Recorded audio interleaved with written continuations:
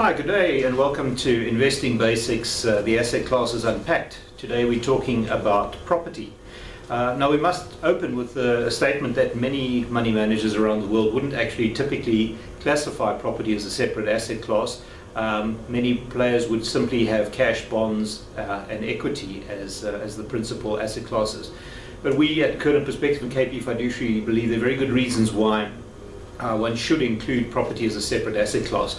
And on this next slide you'll see a number of those, but most important one we believe is firstly in the fact that property actually offers something quite different from the other asset classes. Obviously there's a physical tangibility to it, but also quite importantly it gives you an income stream and the possibility to add value.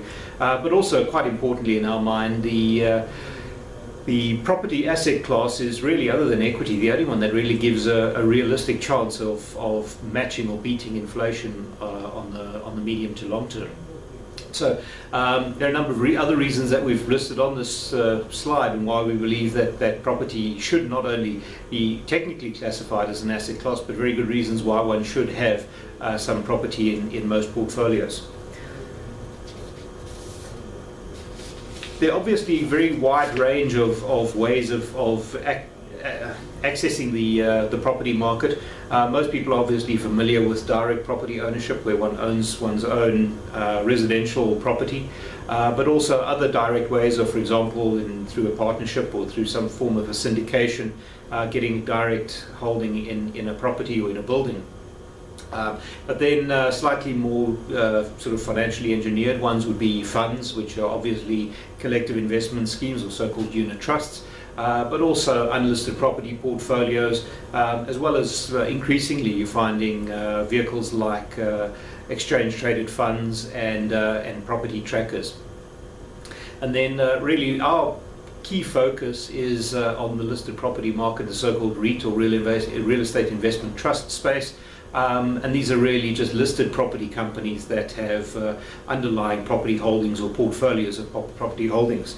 And then traditionally in the South African context, before the introduction of REITs, we obviously had other listed entities in the form of variable loan stock, property loan stock and property unit trusts.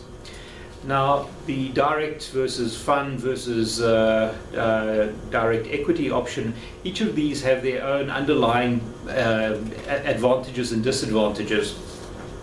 And I think it's important, as we said, just to recognize that although we at Korner Perspective recognize the broader financial asset mix of our clients, and we would include private equity, direct property, etc. in their portfolio management.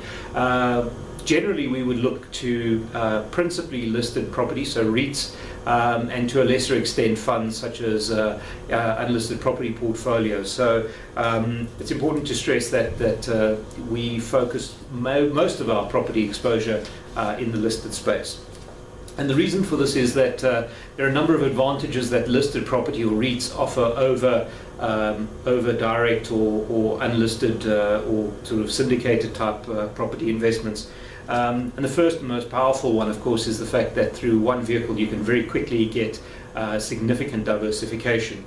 If you look at listed property companies like Growthpoint or Redefine, they're obviously massive underlying portfolios, hundreds of thousands of square meters of office and retail space, for example. Also, listed property overcomes one of the biggest hurdles or handicaps in direct property, and that is liquidity. It's very difficult sometimes when you hold a direct property, a building or units in a syndication, to convert that into fair value at short notice. Obviously REITs, the listed vehicles, offer the opportunity for very high levels of liquidity.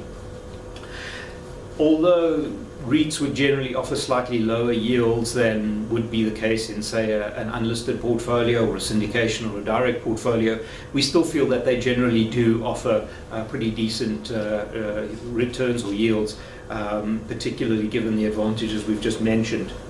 We also feel that listed property companies, REITs, can also, through the effective use of gearing, actually drive yields up quite nicely.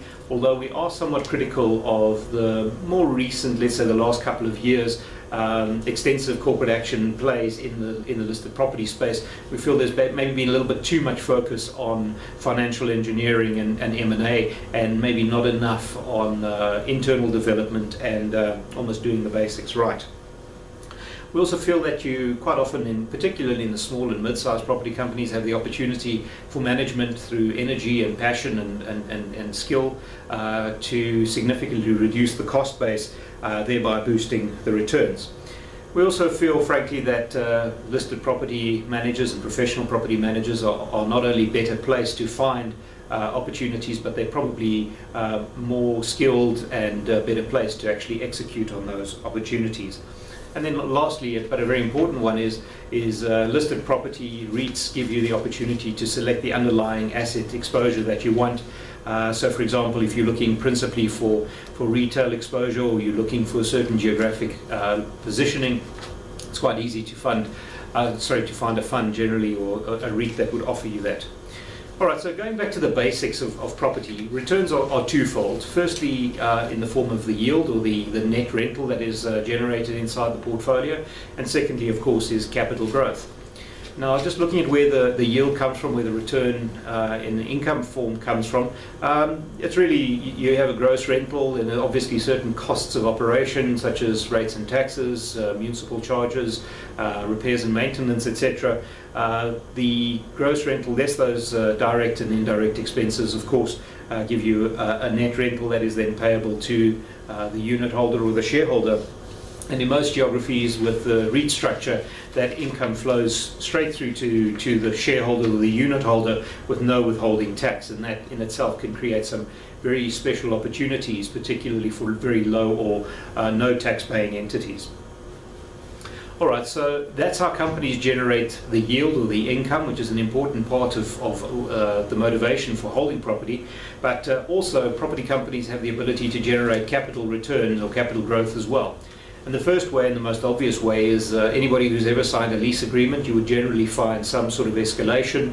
You know, in a 6% inflation environment, you may very well find annual escalations on your lease of say 6 or 8%. This gives you a natural hedge against inflation and has the natural effect of pushing your capital value up. But also sort of slightly more active ways that the property manager or the fund manager can add value. They can improve the average rental, for example, by changing the mix of tenants. They can improve the occupancy rate. So quite a few property companies focus on sort of what they would call B and C grades, so lower quality portfolios.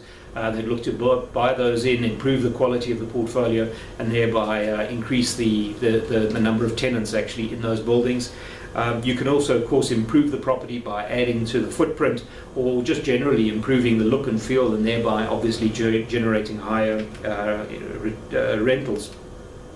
Quite often property companies use their paper to buy better yielding assets.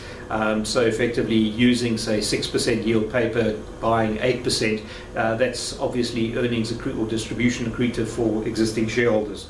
Of course, sensible use of gearing can also create a lot of value. And then lastly, but quite importantly, a lot of people sort of take this buy and hold for a lifetime view on property. What you tend to find is property goes through life cycles, areas go through life cycles, and judicious managers will recognize when those assets are mature and look to offload them, and that way lock in net asset value. All right, this next slide, which is entitled Assessing Property Investments, there's no alchemy to it. The way you would value a property asset, whether it's direct, listed, or a fund, really would be no different to the way you would look at any other investment. That's really looking at what you put into it, your cash flow and returns over the period, and then what you think it's likely to be worth at the end. And the great thing about having a commonalized approach is that it's very simple then to compare your property, possible property investment to a bond or a moderate risk equity. So in conclusion, property is a very wide-ranging and a fairly complex asset class, and it also is the most admin and effort-intensive of all the asset classes, particularly when it's direct or when the investor has to look after it themselves. We view property generally as a long-term investment. You've got to take a long-term horizon, particularly given the lack of liquidity. We believe that property is an excellent long-term hedge against inflation, but there are a couple of caveats to that we'll discuss in a second. Of course, very important is that interest rates can have a massive effect on the returns of a property portfolio or property asset, and for that reason it's very important to understand where interest rates are likely to go. And the bottom line, as we're going to say again in a minute, you want to be buying property assets when interest rates and yields are falling and not the other way around.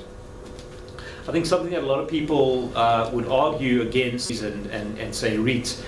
It's important to find the right property asset for your risk profile. So if you need a relatively high level of income, if you're relatively risk averse, it's important, of course, to find assets that suit that, and those would probably then typically be your listed REITs. Whereas if you're more aggressive and you're looking for capital growth, you would then look obviously more towards direct property. So the final thought that we have on property generally, but listed property in particular, is that the ideal time to buy listed property or property is when interest rates are likely to fall. We would urge investors to be very careful in an environment where interest rates are rising, particularly if that's in a relatively low growth environment. And one must also be very careful of the relative returns, particularly in terms of the income generated and the likely distribution growth, because if one overpays for a property asset in a relatively benign economic and inflation environment, one could actually find relatively sterile returns for some time.